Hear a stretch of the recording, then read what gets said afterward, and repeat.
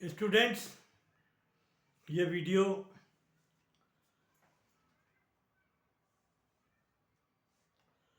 Formation of कार्बेनाइन के कार्बेनाइन carbocation radical का chemistry में बहुत जगह बहुत अच्छा यूज़ है। अगर इनके फॉर्मेशन, इनके कॉन्सेप्ट क्लियर हों तो रिएक्शन को याद रटने की ज़रूरत नहीं है, सिर्फ आपको लिखने की और याद करने की ज़रूरत है। आपको रटने की ज़रूरत नहीं पड़ेगी।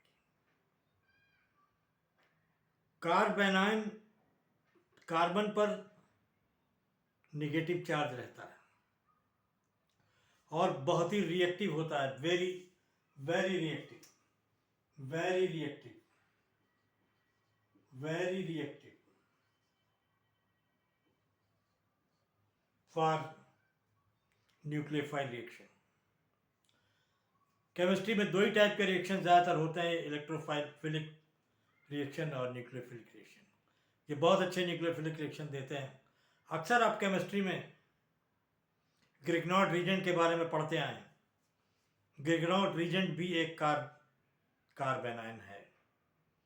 तो there are several process to form the carbanion. तो पहला प्रोसेस में आपको, कई प्रोसेस है, पहले प्रोसेस में आपको बताऊं, ऑर्गेनोमेटेलिक फॉर्मेशन। ऑर्गेनोमेटेलिक फॉर्मेशन में इंसर्शन ऑफ मेटल, कार्बन और हाइड्रोजन बॉन्ड के बीच में हम मेटल को डाल देते हैं।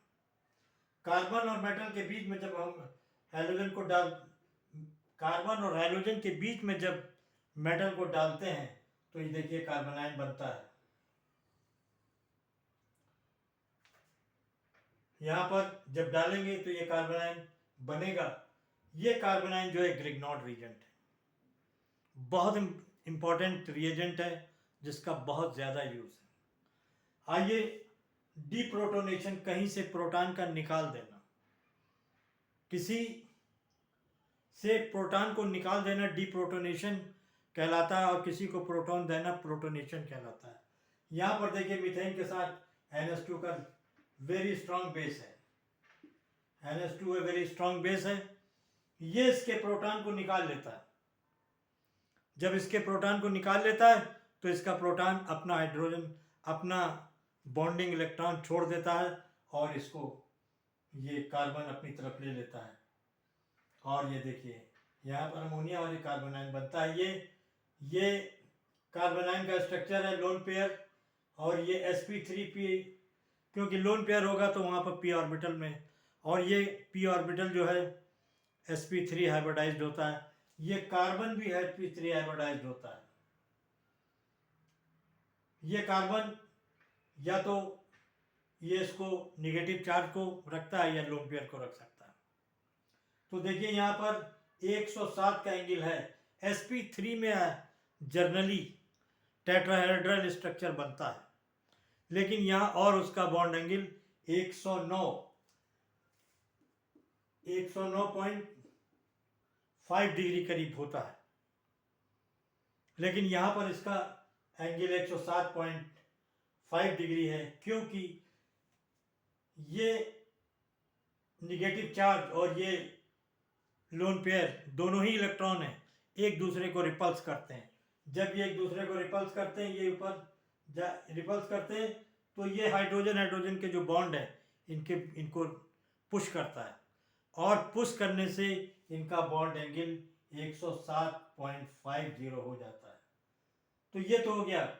और इसका स्ट्रक्चर ट्राइगोनल पिरामिडल स्ट्रक्चर होता है और 107.5 डिग्री का जो है एंगल होता है। ये एक प्रोसेस है हीटेरोलिटिक फिशन। कोवेलेंट बॉन्ड जो होता है वो ब्रेक हो जाता है, और कोवेलेंट बॉन्ड होने से, ब्रेक होने का, एक एटम जो है उन दोनों इलेक्ट्रॉन को अपनी तरफ खींच लेता है। जैसे कि आपका ब्रोमोमीथेन है, ब्रोमोमीथेन के बीच से यहाँ पर इलेक्ट्रोलिटिक फिशन होता है और ये कार्बन इसकी तरफ आ जाता है और bromine as a positive charge होकर बाहर निकल जाता है और ये कार्बेनाइन बन जाता है। उम्मीद है ये छोटी छोटी चीज़ें हैं जो आपके एग्ज़ाम के लिए बहुत इंपॉर्टेंट हैं। अगर ये कॉन्सेप्ट क्लियर नहीं है तो आपको केमिस्ट्री में बहुत दिक्कत होगी, आपको रटना पड़ा। अगर ये सारे कॉन्सेप्ट क्लियर हैं तो आपको कोई दिक्कत नहीं होगी, बहुत आराम से आप हर कुछ कर सकते हैं। Okay, thank you.